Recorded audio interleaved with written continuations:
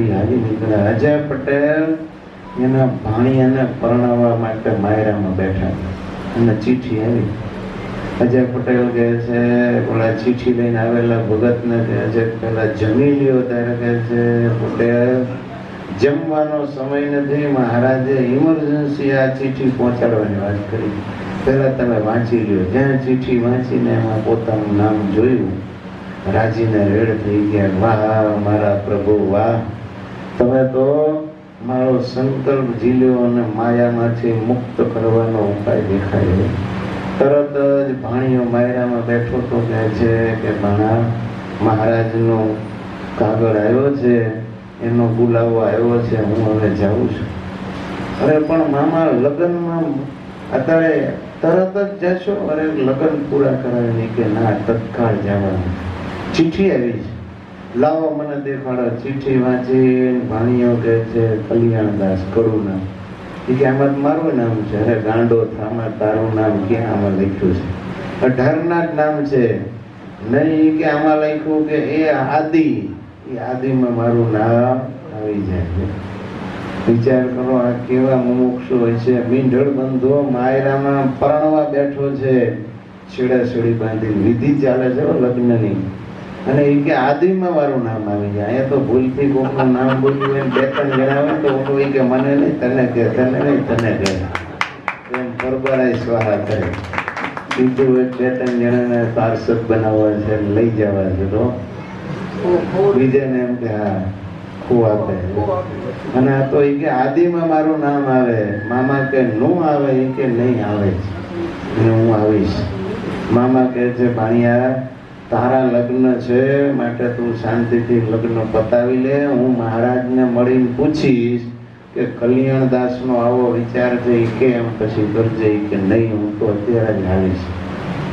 ત્યારે અજય પટેલ કે આ તારીખ પરણેતરને પૂછ્યું? ત્યારે કહે છે પૂછી જુઓ. એને પૂછ્યું ત્યારે એ બાઈ એમ કહે છે કે જો મારો ધણી સાધુ થવા જતો હોય ને તો હું આ જીવન હવે કુંવારી રહીશ અને સ્વામિનારાયણ ભગવાનની ભક્તિ કરીશ. સુખે તમે તારે મામા તમારા ભાણાને લઈ જાઓ લે. અને એ એમને મીંડળ બંધા કલ્યાણદાસ અને અજય પટેલ બે ભગવા કરીને હાલી નીકળ્યા. જેતલપુર સ્વામીને મળ્યા. સ્વામી કે કાશીએ જવું નથી, આપણે તો 68 તીરથ શ્રી હરિના ચરણોમાં છે, માટે હાલો ભુજ. અને બધા એને લઈને સ્વામી ભુજ આવ્યા. સમાચાર મળ્યા ને મહારાજ સભા ભરીને બેઠેલા. ભગવાન કે હાલો આજ તો આપણે બધાના દર્શને સામે લઈને સામે જ આવીશું. અને જેઠોનો વંડો હતો અહીંયા ભગવાન આવ્યા. દૂરથી પરમહંસોને આવતા જોયા ને માણકી ઘોડી ઉપરથી ઉતરીને મહારાજ દંડવટ કરવા લાગ્યા. રામદાસભાઈ દોડ્યા, મહારાજને પકડી લીધા. હરિભક્તો કે મહારાજ તમે આ શું કરો છો? મહારાજ કે આને દંડવટ નહીં કરું તો કોને કરીશ? અમારી એક ચીઠીની ચબરકી વાંચી અને પળવારમાં સંસારને છોડીને 18 પરમહંસો આજે ત્યાગી થઈને અમને મળવા માટે આવ્યા છે. આવા પરમહંસોને દંડવટ ન કરીએ તો બીજા કોને કરીએ? ભાઈ રામદાસજીએ પકડી લીધા અને બધાને લઈને આવ્યા ને સભા ભર્યો. પછી ભગવાન કહે છે કે આ એક એક બધાને ઇન્ટ્રોડક્શન કરાવો. ભગવાન કે આ માચા ખાચર, કાળિયાણી નરેશ, આલૈયા ખાચર, ઝીંઝાવદનના રાજા, સુરા ખાચર, લોયાના નાગડકાના રાજા આજા પટેલ, મેથાણનો કામનો મુખ્ય પટેલ, એમ એક એકના ઇન્ટ્રોડક્શન કરાવ્યો ભગવાન. પછી ભગવાન કે ક્યાં ગઈ સુંદરજી તારી ડોશી? ભગવાન કે ડોશી તારો સુંદરજી 3 મોંવાળા ઉતરાવી અને 13 ડગલા ભગવા પહેરીને આવ્યો. તારે તો તને તારા સુંદરજીને અભિમાન માતું નથી. તારા સુંદરજીને તો મેં સ્વયં પ્રત્યક્ષ કીધું તું સંસાર છોડીને સાધુ થા, અને આ તો અમારા વચને ખાલી 4 લીટીની ચીઠી મોકલી. એ ચીઠી વાંચીને બધાએ રાજપાટ છોડીને આવ્યા છે. સુંદરજી તું કહેતો હતો કે મહારાજ મારા જેવી કસોટી કોઈની કરતા નહીં, નહીતર કોઈ પાસ થશે નહીં. બોલ પાસ નારાજ થાય કે નહીં? ડોશી ને સુંદરજી બે ભગવાનના પગમાં પડ્યા કે મહારાજ આને જેવું કર્યું એવું અમારાથી થાય નહીં. ભગવાન આમ જોતા જોતા કે આ બધા તો બરોબર છે, પણ આ એક નવા સાધુ છે, આ કોણ છે? અજય પટેલ કે મહારાજ ઈ કરોડના કલ્યાણદાસ છે, પણ આ અત્યારે હું બાંધ્યું? તાર કે મીંઢળ બાંધ્યું છે. કેમ? મહારાજ એના લગ્ન થતા હતા ને આપની ચિઠ્ઠી આવી એટલે અમે બે જણા. ભગવાન કે એનું નામ જ નથી ને આવ્યો કેમ? ત્યારે કલ્યાણદાસ કહે છે મહારાજ આદિ તમે લખ્યું હતું ને એમાં મારું નામ આવી જાય. ભગવાન રાજી થઈ ગયા. ભગવાન કે આ કલ્યાણદાસે અદ્ભુત કામ કર્યું માટે આનું નામ અદ્ભુતાનંદ સ્વામી. મહારાજને ખાલી ચિઠ્ઠીમાં આદિ શબ્દ વાંચી અને સાધુ થઈ ગયા. એકલા ને એના બીજા બે ભાઈઓ પણ, પછી 4 ભાઈ હતા, એમાંથી બીજા 2 ભાઈઓ પણ સ્વામીને મળવા આવ્યા ને એ સત્યાગી થઈ ગયા. ચોથાય રોકાઈ ગયા. પછી એને વળી સમજાવીને ઘરે મોકલ્યા. તો આવા આ બધા પૂર્વના મુક્તો મહારાજને મળવા માટે આ લોકોને વિશે આવ્યા હતા. એણે ભગવાનની ઓળખ થઈને આજ્ઞા થઈને પછી આજ્ઞા પાળવામાં ક્ષણવારનો પણ વિલંબ કર્યો. તો વેદ ભગવાને આપણને પણ શિક્ષાપત્રી રૂપી આજ્ઞા કરી છે. પોતાનું સ્વરૂપ ઓળખાવવા માટે વચનામૃત સત્સંગી જીવનમાં પણ ઘણો ઘણો ઉપદેશ આપ્યો છે. તો જેમ માચા ખાચર અલૈયા સુરા સોમલા આ બધા ભગવાનના વચને ઘર-બાર છોડીને ત્યાગી થઈ ગયા, એમ તમારે કોઈએ ત્યાગી થવાની જરૂર નથી. પણ સંસારમાં રહીને તો ભગવાનની આજ્ઞા પાડવી જોઈએ. મહારાજે થોડો ટાઈમ રાખ્યા, પછી બધાને કહ્યું હવે તમે પાછા જાઓ મહારાજ, હવે અમે નહીં જઈએ. હાથીને હોદે બેસાડીને હવે મહારાજ ગધેડાની સવારી શા માટે કરાવો? સંસારની ખાટી થાય છો, આ અમૃતનો રસ મૂકીને શા માટે પાવશો? ભગવાન કે ભક્તો આ તો આ સુંદરજીનું અભિમાન તોડવા માટે અને તમારી સ્થિતિ દેખાડવા માટે કે ઘર મેં રહે મહેમાન જીવ મન જન, કેવળ અમારા વચને કરીને તમે સંસારમાં મહેમાનની પેઠે રહ્યા છો. તમે બધા નિરાસક્ત જોઈ દુનિયાને દેખાડવા માટે અમે તમને ત્યાગી બનાવ્યા હતા. તમારી પાસે હજુ અમારે ઘણા સંસારમાં કામ કરાવવા છે, માટે તમે અમારી આજ્ઞાથી ઘરે જાઓ.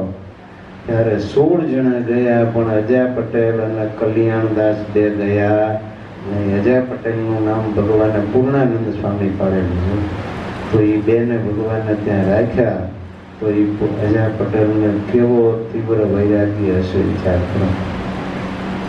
તો એવા ભગવાનના જે ભક્ત કે જાનની બાજી ભક્તનો પક્ષ રાખવા માટે લગાવી દે, એના ઉપર ભગવાન કેટલા રાજી થાય.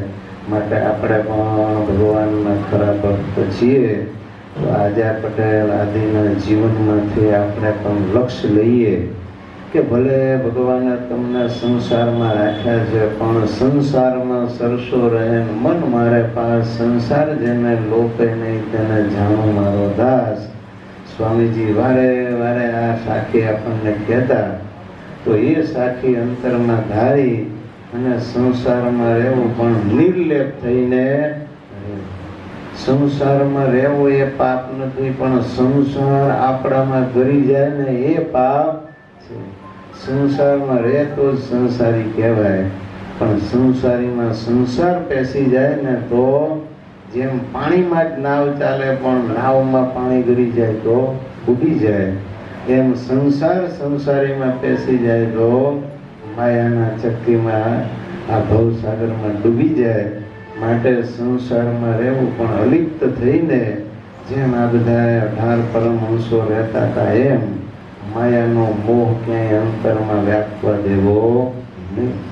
પણ ભગવાન જેમ પર્વતભાઈને રાખ્યા હતા એમ મુનિમ થઈને સર્વે સંસારિક જવાબદારીઓ યથાર્થ રીતે નિભાવવી, છતાંય મન તો મહારાજની મૂર્તિમાં જો એવી રીતે સંસારમાં રહીને ભગવાનની ભક્તિ કરીએ, નિયમ નિશ્ચયને પક્ષ દ્રઢ રાખીએ તો પાકા સત્સંગી.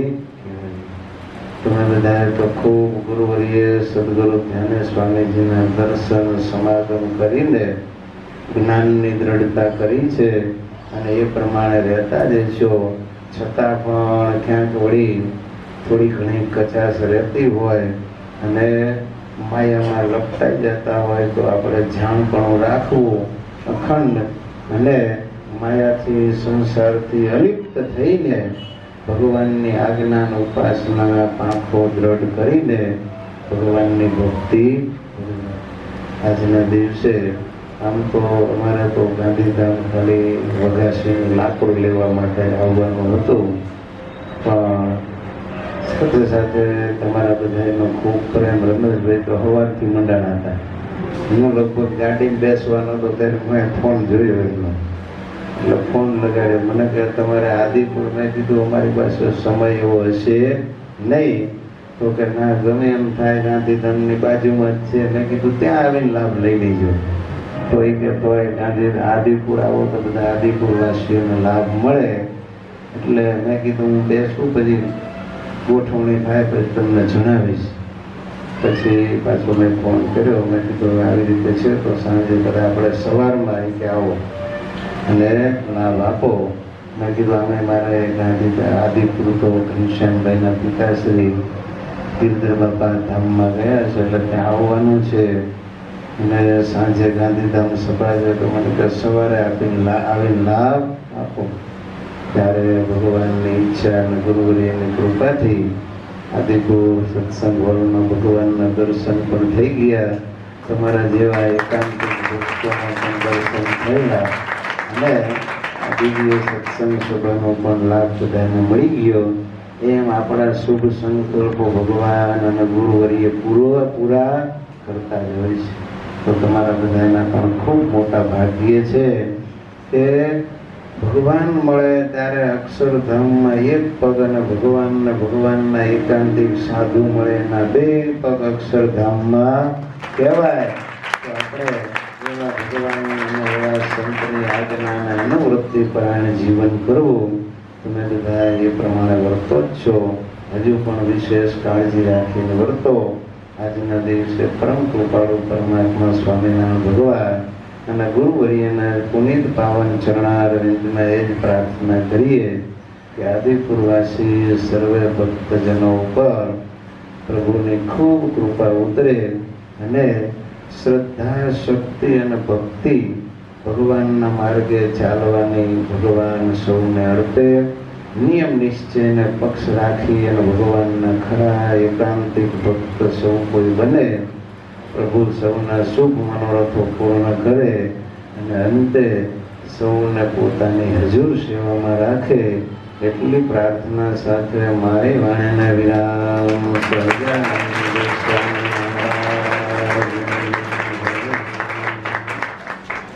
બીજું, વડતાલ વાસી શ્રી લક્ષ્મીનારાયણ દેવ અને હરિકૃષ્ણ મહારાજ. વડતાલનું મંદિર એટલે ભક્તો બધાય ધામથી વિલક્ષણ ધામ કહેવાય. અન્ય ધામોમાં ભગવાને બાથમાં ભેટી અને નરનારાયણ દેવ કાલુપુરમાં પધરાવ્યા હોય, પણ સ્વમૂર્તિ ભગવાનને જો કોઈ જગ્યાએ સ્થાપી હોય તો એ આપણે આજ્ઞા અને ઉપાસનાનું કેન્દ્ર એવા વડતાલ ધામને વિશે હરિકૃષ્ણ મહારાજની મૂર્તિ પધરાવી છે અને એ મૂર્તિમાં ભગવાન અખંડ નિવાસ કરીને રહ્યા છે અને અબજોના મનોરથો પૂર્ણ. આજે પણ પ્રભુ પ્રગટ પ્રમાણે છે. સ્વામીજી પણ આપણે વડતાલમાં ગયા પછી અવારનવાર ત્યાં દર્શન કરવા જવાનું થતું ને, પછી મને કે આપણે દર્શન કરવા જઈએ છીએ ત્યારે હરિકૃષ્ણ મહારાજ મૂર્તિમાંથી બહાર નીકળીને અમારા માથા ઉપર હાથ મૂકે છે. તો એવા પ્રગટ પ્રમાણ હરિકૃષ્ણ મહારાજ પ્રતાપભાઈ લક્ષ્મીનારાયણ દેવ એનો દ્વિશતાબ્દી મહોત્સવ આપણા પરમ પૂજ્ય ધર્મધ્વજ 1008 આચાર્ય શ્રી રાકેશ પ્રસાદજી મહારાજ અને સર્વે સદગુરુ સંતો, મહંતો અને બ્રહ્મનિષ્ઠ સંતો અને એકાંતિક ભક્તો સત્સંગીઓ સાથે મળીને ખૂબ જ ધામધૂમથી ઉજવવાનો નિર્ધાર કર્યો છે.